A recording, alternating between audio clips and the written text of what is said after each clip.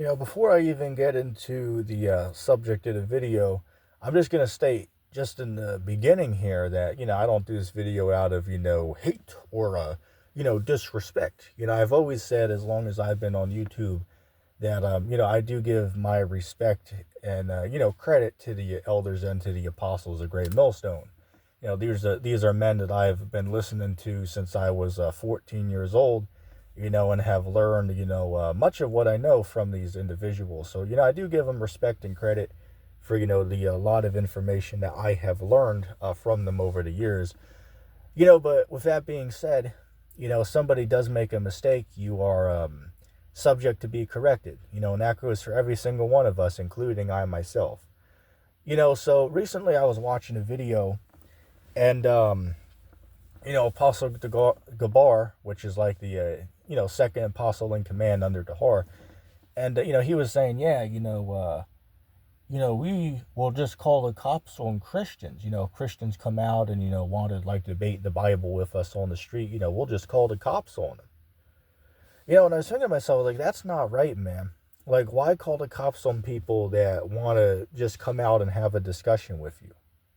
Right? Like, that doesn't make any damn sense. Like, say, for instance, like, what about 1 Peter, was that 3:15? Be ready always to give an answer unto any man that asks you the reason of the hope of your belief. Right, so like if Sam Shimon comes out you with the Christian gang when you guys are out there on the streets of New York or whatever, like what does that show about you that you're not able to sit out there and have a discussion with them? Right? Like logically think about that. Like isn't that a little bit pathetic? That just doesn't make sense. Like say for instance there was an incident back when Deacon Hakah and brother Hassad, I call him Fassad. Me and him don't get along, but I know the cat though. So Hassad, both of them left the Sakari and then they formed the Genesis School. But Hassad went out to one of the GMS camps, like might have been the Seattle camp or something like that. And they actually went out and had a reasonable back and forth discussion. But the Hart was watching it, and he said, "Hey, look, if that nigga comes around again, just call the cops on him, right? Call the cops on Hassad if he comes out to the camp again." We're all thinking like, wait, what? Like, why the hell call the cops on Hassad? Like, what the hell did he do? Just showing up to the camp and having a respectful conversation. Like, how the hell is he in the wrong for that? Like, I don't get that. That's childish and just pathetic to me. Like, again, if you guys don't want to have discussions with people, then you shouldn't be out there on the street. Like, say, for instance, like I see sometimes these guys do live streams from, like, Tahar's apartment complex or something, right? Or Gabar's house or whatever, right? And, many of the camps do this, right? They'll do streams from their own home. And, again, there's nothing wrong with that. But I'm just saying, like, why even go out to the streets and, like, do camps out there if, when people stop and want to talk to you or challenge you, you run them away and say, "Oh, we'll call the cops on you." Like come on, that's just stupid, man. Like, you don't see these other camps doing that. Like, you don't see the ISUPK doing that. You don't see the IUIC doing that. You don't see the Sons of Thunder doing that. You don't see the Sakari doing that. Or the former Sakari, I should say, due to the, the circumstances going on now with, Guerrilla Hebrew, and the allegations put against him, very recently, so the former Sakari, you don't see them going out doing that, right? They'll boldly challenge any Christian on the Bible. So how is it, and again, I don't mean this out of any disrespect, I give the apostles of Great Millstone much respect and credit as they deserve, but I'm just saying, it just doesn't seem right how you guys could sit there and say, well, if Christians come up to us, we'll call the cops on them. Like, I mean, you guys claim you have 100% truth, which is not true. I'd say GMS is more so like 90% truth, but then maybe 10% lies and confusion. I think that's a reasonable assessment to give the group. And again, this is coming from a guy that watched these dudes for like 8 years on YouTube, right? So I know, these guys know me. Did you know that Apostle Dahar, he subscribed to my YouTube channel? Bet y'all didn't know that. Like, I was watching Dahar's video maybe 2 years ago, And onto the side, you can see his subscriptions, and he had my channel there under his subscriptions. And then he's even commented on a few of my videos in the past. And he also mentioned me in a couple of videos. Like, say, for instance, he's seen the discussion I did with Vocab Malone maybe 2 years ago. And they know who I am, right? Like, you could ask the Gabar, a Ramlob, Rakah. Well, maybe Rakah doesn't know me, but Tahar, Gabar, or Ramlob, they know me, right? Those guys, they know about me, and I've always been friendly with them.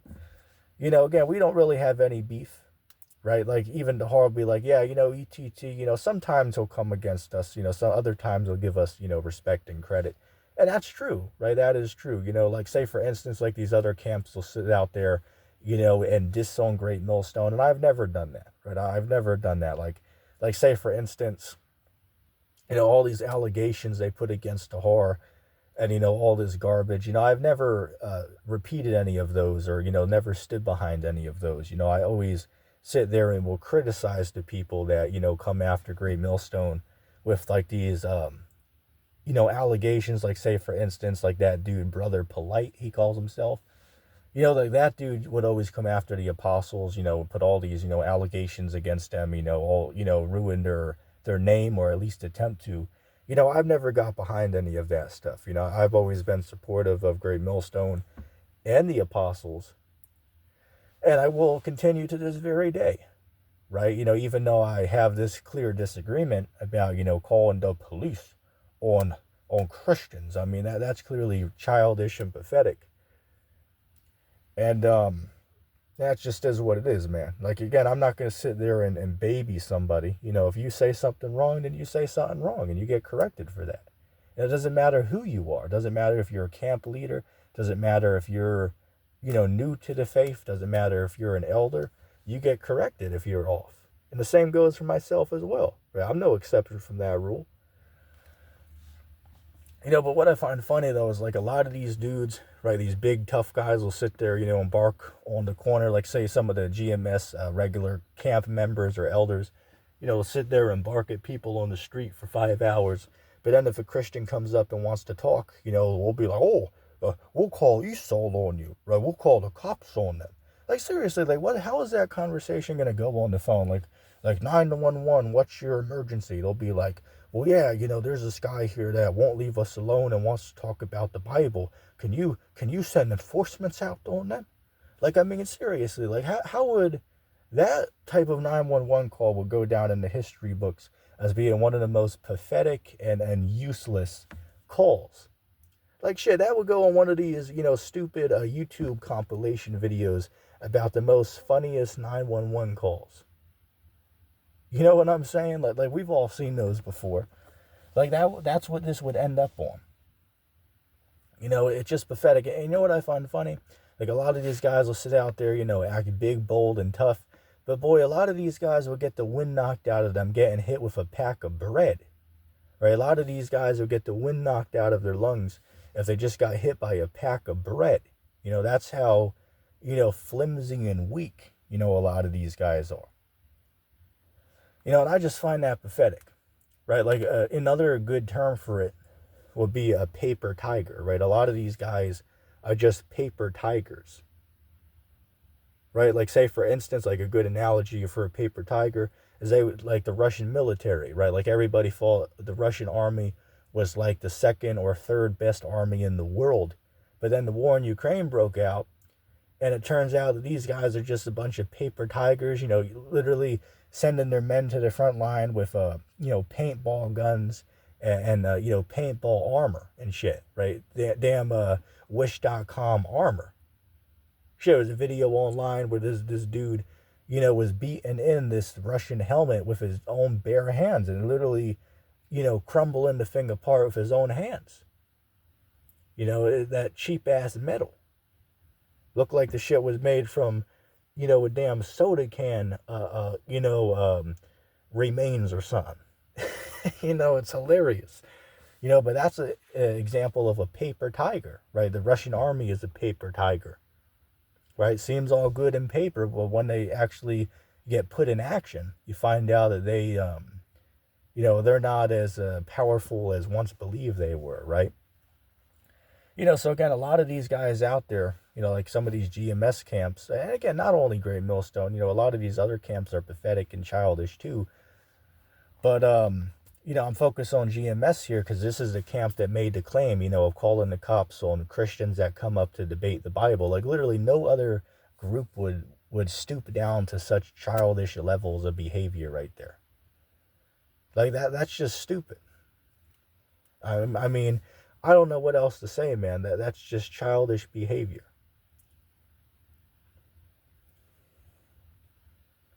Like I seen this one other video maybe 2 weeks ago. There was this guy. I think this cat's name was like God Logic, right? The same dude that debated this guy Tazariak over in New York. And this guy ran up on the GMS camp. There was like these just two members out there, speaking on camera on the street corner. And this guy, God Logic, went up to these guys, was trying to actually have a respectful conversation. Was asking them questions and, seeing if they give him something back. And they basically, after like the first question, then they were like, sorry, man, we don't really want to talk. Could you just like go away? And then the guys, they're asking them, this, asking them that. And then they literally just ignore the guy and just continue with the lesson. Like they literally pretend the dude wasn't even there. And the dude literally has a live stream going of like a few thousand people literally watching this live undergo. And these dudes are literally there like standing there, looking like a damn post or something or so still, without movement. You know what I'm saying? It's like, this is pathetic and childish. Like, why can't you guys engage in a discussion? It's not like there's anybody else there listening to you. Right, you got like two people on live stream watching, and then you're out there talking, screaming at the top of your lungs to everybody walking by. But yet you have this other guy, this God Logic dude, that's showing up with an audience of a few thousand people watching live, and you guys won't even have a discussion with him. Like, why would it hurt to just do a friendly discussion? Like, again, it doesn't have to be a screaming cage match, back and forth. You know what I'm saying? It can be a respectful, friendly back and forth dialogue. And the fact that people are not capable of having that, I just find that pathetic, especially for the camp that claims that they have all the answers and that they like have 100% truth. Like, hey, again, if you want to call me a scoffer, then you call me that. But I don't deserve such a title for just pointing out an obvious here, right? Like, I don't deserve to be called a scoffer for just pointing out a clear flaw. Like, this is just, this is pathetic. Like, these guys out there, that might be a member of this organization, like, we need to cut back on this man-pleasing, man. We need to cut back on just repeating what people are told. Like, this is childish behavior, man. We need to question what we're told sometimes. Don't just repeat something because your camp leader told you. Like, say, for instance, like something else Tahar said. Tahar said that Christ, Yahushua, was born to a rich family. That's not in the Bible. The Bible said that Christ was born in a manger. Right? They couldn't even find a hotel room for Mary to give birth in. Christ was raised up poor, right? Hell, at some point in his life, he didn't even have a couch or a bed to lay his head on. He didn't even have a damn pillow to lay his head on. So how the hell did he come from a wealthy family? Hell, he was a carpenter's son, right? Sure, a carpenter might have made more than a toilet cleaner back then, right? A utrine cleaner, but that's not wealthy. Right? That's not wealthy. So that's wrong. That's wrong, and some of y'all should question that. You shouldn't just believe something because a camp leader tells you, man. Like, some of these guys need to grow up. You got to question what you're told, man. And again, as a person that's been watching this organization for nearly a decade, many of the things that these guys say is true and correct. And I believe that Great Millstone, starting with Apostle Tahar on down, I believe that they are true men of the Lord. I believe that. I believe that the Lord is dealing with these men. But that doesn't mean they're right on everything they're saying, though.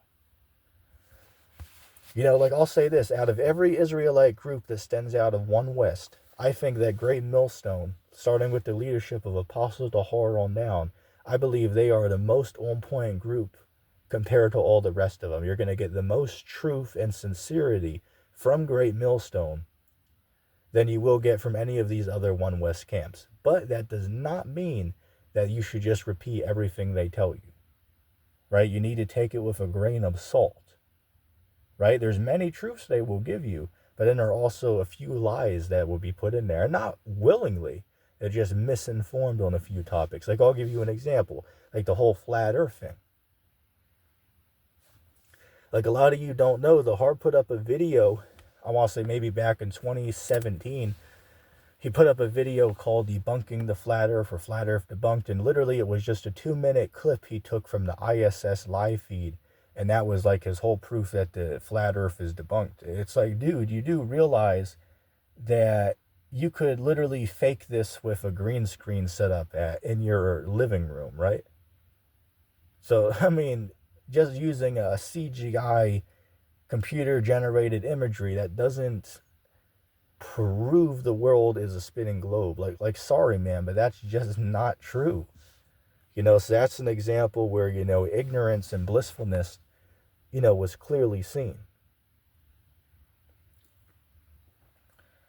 So again, I don't want to make this video too drawn out. I just wanted to make just a couple quick points on the subject. And again, I don't mean any disrespect, to Great Millstone, but I'm just saying, we need to cut this childish behavior out, man.